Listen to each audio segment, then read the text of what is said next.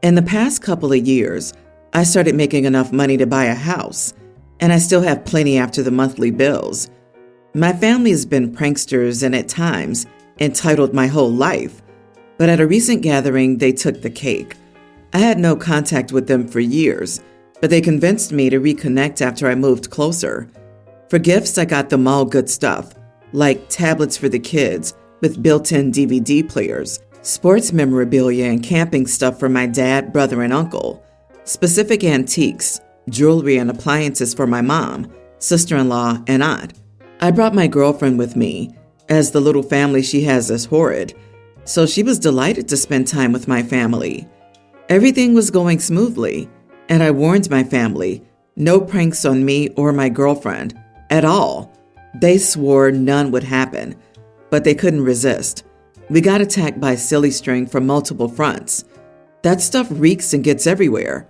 Somehow we powered through that, but then came the gifts. I wasn't expecting much, but none of them even tried. I got dollar store cooking utensils, a pair of hideous holiday socks that I confirmed were also dollar store, and a pink hat. And that was just for my parents. They all kept snickering and recording me as I unwrapped random junk. One is a used mirror of a car I no longer own, and the one gift there to my girlfriend was a bottle of fart spray. I told them I'd had enough, and they agreed to no pranks. Long story short, they weren't just gag gifts. They were the only presents there for us. I had enough and just started gathering all the presents I brought. They all freaked out and demanded I give them back. I told them all that they didn't change one bit, and they could kiss all of that stuff goodbye. We bagged everything and stormed out. The family kept calling and messaging me that I was greedy, I couldn't take a joke, and they couldn't think of anything to get me, and the kids were crying. I don't need to go on. Am I the idiot? Also, I refused to return any of their presents. Edit. I had no contact with them before because when growing up, I was the overly serious type used as a scapegoat for my brother, and I was just treated poorly, like I was unwanted half the time. I was the unplanned son, while my brother was not. They all also have the worst sense of humor. Try sharing a house with a cheesy parody of the Jackbutt Crew. After many years of no contact, my parents acted like they'd seen the error of their past and apologized for it. But now I think they were all just waiting for me to let my guard down. They stalked my social media and came to my door with flowers after I moved back to the area 2 years ago. I wasn't mentally ready for the reconnection, but they convinced me. Not the idiot. What is wrong with your family? A prank's only funny if appreciated by everyone involved, and you warned them that you didn't want to partake in anything like that. Furthermore, how is it funny to get a loved one awful gifts without a genuine present at the end? Your family isn't pulling pranks. They're just being idiots. You did the right thing by taking away their presents, and while there's not much hope for the adults involved, maybe the kids might learn a valuable lesson about messing around and finding out. They're not to blame for all of this, but a point must be made. Time to go no contact with them again. Taking the gifts away is your prank. Can't they take a joke? I know, right? I can't understand these people. They grabbed the opportunity to prod OP one last time.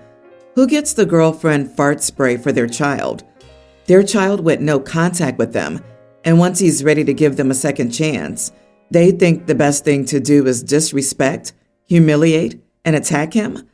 Either they're the dumbest or the meanest people ever, or both.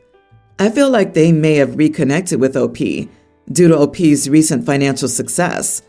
If that's the case, they were all monumental idiots to make OP angry before they got the gifts, free and clear. I'm sorry, this isn't just pranks, dude. This is bullying. You're still the scapegoat, and they thought they'd hooked you back in and didn't have to keep playing nice. The only thing they were concerned about when you left was the gifts, not you, your girlfriend, your distress, your humiliation, your embarrassment, your future relationship with them. They cared for none of that, just the gifts. Cut them off. They'll never change. My in-laws coaxed my brother into playing poker with them a few nights ago. but they forgot to tell him they're all notorious cheats. So obviously, my brother lost the first game, and then they goaded him so he would continue playing. By the night's end, he owed my brother-in-law around 5,000 pounds, which isn't the type of money my brother can just easily hand over. When I saw my brother, he looked like he was on the verge of a panic attack. After I forced him to tell me what happened, I confronted my brother-in-law, who thought the entire thing was just some harmless fun. I explained to him that my brother just didn't have $5,000 laying around. Since it was just some harmless fun, he should forget about it. But he wasn't willing to do that and insisted my brother owed him. He told me not to get involved and suggested my parents should pay if my brother couldn't afford to, even though he knows they can't afford it. I could see he wasn't going to drop it, so I told him to ask my husband for the money, but he didn't like that idea, as he wanted my brother to pay him, since a man should pay his debts. I told him he was being ridiculous, since my brother is a broke 19-year-old, and he was scamming a kid. I know my brother did technically gamble away $5,000, like a massive idiot, but I think expecting him to give the money is ridiculous when my brother-in-law knows he and the rest of the family were cheating. He still hasn't dropped it and is trying to get the money out of my brother. I'm half tempted to ask my husband to either speak to him or give him the money if speaking doesn't help, because my brother's having a fit over this. Am I the idiot? Not the idiot. First of all, involve your husband. It's his brother. Brother-in-law probably doesn't want to go to your husband because your husband would laugh in his face and then get mad. He's harassing his wife's family. At least that's what your husband should do, whether he pays it or not. A real man doesn't let his wife's little brother get robbed. Scare them. Tell them that your parents will happily pay the money once they produce a gambling license and paperwork to show that your brother entered into a legitimate game where he's legally responsible for paying any losses. If they don't have one, then you'll be happy to contact the police and get advice on the ramifications of harassing a vulnerable adult under 21. Where did you study law? Because you just made a bunch of crap up. If they were cheating, he didn't lose. He was cheated. Your brother is an idiot, but that's to be expected from a 19-year-old. Tell your brother-in-law that he can pound sand. He's not getting crap. And tell your younger brother not to gamble for anything more than the quarters in his pocket. My older sister, 30, has been like a mom to me, 24 female, since our dad died when I was 6 and she was 12. Our mother was very absent after Dad died, more absent. Dad was actually the stay-at-home parent for the two of us, and he was the more involved parent in our lives. They were married, by the way. It was just that our mother was the parent who preferred to work and was overall more like the stereotype of a dad who works and doesn't do much for his wife or kids. So you can imagine how hard it was when our dad died. When I was 9, my mother met Gavin, and they got married the day after my 10th birthday. He was ready to fill the role of a dad in my life, but I was used to my sister and didn't really go to him for stuff. Instead, I chose my sister. I also disliked him for trying because I felt like he was replacing my dad. He was very unsure of himself and didn't really have the best guidance from my mother on anything like that.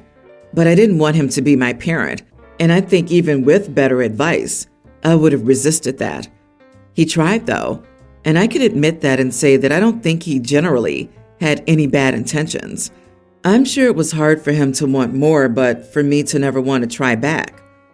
My sister and I have a very low contact relationship with our mother as adults, and I had planned not to invite her to my wedding, but a family member suggested I should invite her for appearance's sake and be ready for her to possibly not come.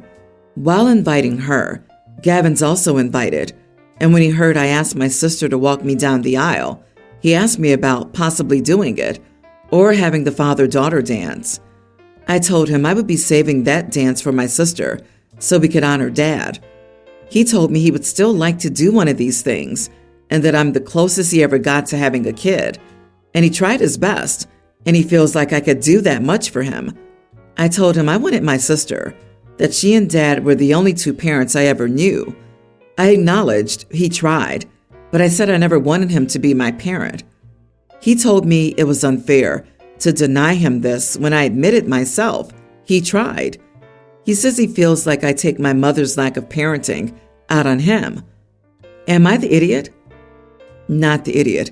Your bond with your sister is such that you've already planned how your wedding will unfold.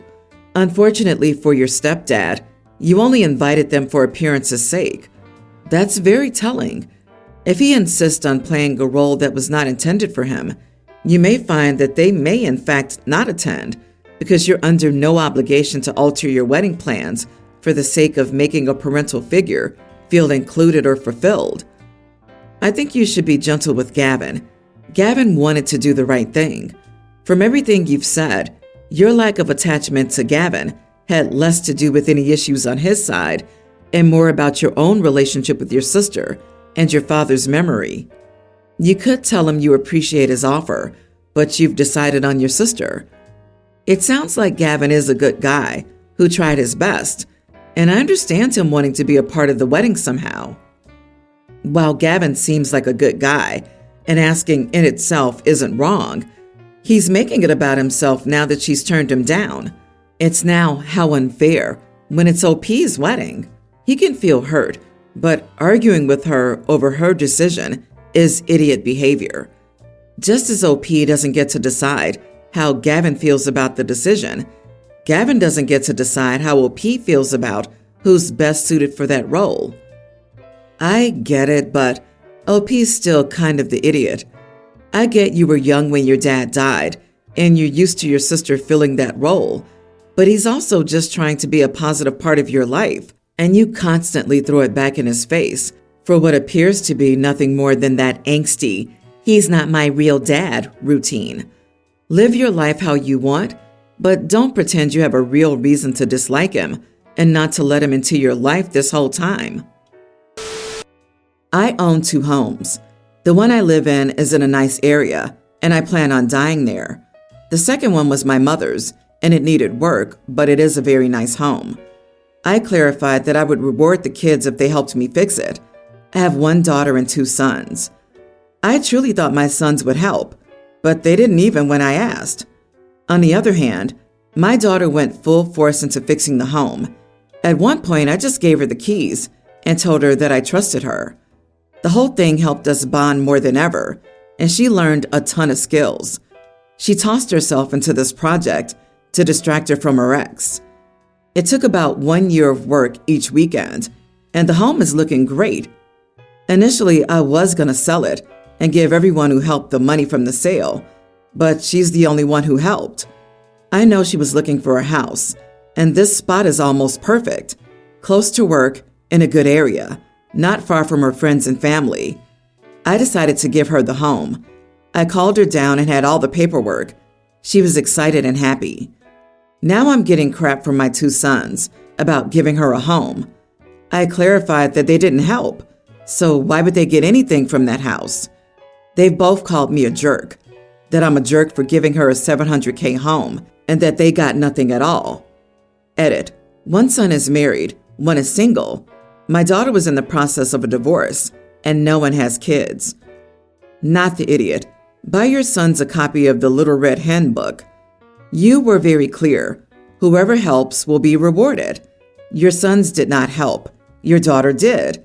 And it sounds like she put a ton of effort into it as well. As far as I would be concerned, she earned that home. Work hard, be rewarded. Do nothing, get nothing.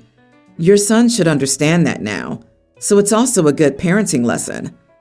How much do you want to bet that OP's son saw that their sister was doing all the work and went, "Great, she's turned this undesirable task into her project, so all we have to do is sit back and wait for her to be done, and then Mom will sell and we'll get money." Sorry, boys, you snooze, you lose. You are the idiot. Rewarding your daughter for her effort is necessary, but giving her $700K worth of property is quite generous. Your sons might have other things going on that prevent them from investing that amount of time and energy into your house. And even if they deliberately chose not to be involved, rewarding your daughter a house might send a specific message to your other sons about who among the children you favor. This is not just a little allowance money. It's part of your inheritance. You send a strong message about your feelings towards your other children by denying this to them. My daughter, Teen, transferred to a new school this year. It's a private school, and part of their tradition is an overnight class trip every August at the beginning of the year. She was too late for this year, but next year's is a 2-night Philadelphia trip. One problem: no more than 6 people can share a hotel room, and there are now 37 girls that would need one. We found out that a group of 4-day-only kids, 3 girls and 1 boy, stay overnight at the same hotel. They just don't do it through the school.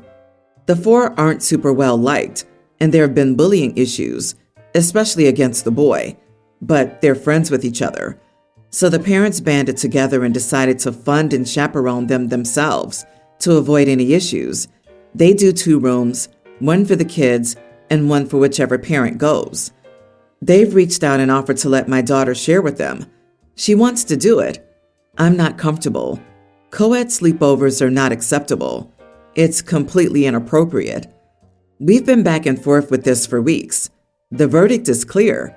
There's no open room she can get into through the school. They're not getting her a single room. We can't afford to do anything similar to the other independent group, and we just can't accept a co-ed sleepover. Going is not an option. She's devastated and begging me to reconsider. She says it's my fault that she even transferred schools in her sophomore year, and that we've had to move so much that this is the first time we'll be somewhere for multiple years. I think we need to pass, but now my husband is starting to waffle and say that maybe we should consider making an exception because everything has been so hard on her, and this is a major school tradition and an opportunity for her to make friends. You can't just accept a co-ed sleepover? It's not 1 boy and 1 girl, and I'm definitely making assumptions here, so I'm already in the wrong for that. But being that boy in school, I wouldn't worry too much about that 1 boy. It sounds like you're looking for a reason, just not to let your daughter go on that trip. So you should tell her, you just don't want her to go. Info: did you fail to register her in time? I didn't miss the enrollment for her to be a part of next year's group. We were just the last to enroll, so they had booked it without her. Technically, I was a few days past the deadline. So you missed the deadline to sign up. This is completely your fault, and now you're punishing the daughter by not letting her go. I don't know what you think is going to happen at a co-ed sleepover with a single boy sharing a room with a bunch of girls, but have you considered that your daughter, or one of the many girls she'd be on this trip with, might be a lesbian, making the whole co-ed thing meaningless? You are the idiot, and I think you're here because you know it. You made a mistake. It's okay. Now fix it. It also seems like these kids are the overprotected ones. Instead of 37 kids being watched by 4 people, this is 4 kids being watched by one of their parents. If that's OP's main concern, why doesn't she volunteer to be the chaperone for these day kids and sleep in the room next to her daughter? Still overprotective, but at least reasonable. LOL, true. If for any magical reason OP would become a little bit more reasonable, she would probably make her daughter sleep in the room with her, because God forbid 4 girls would share a room with a boy for the night on a school trip. OP, you might as well lock your daughter in the basement until she's of age for you to find her a suitable suitor to marry so she can bear your grandchildren.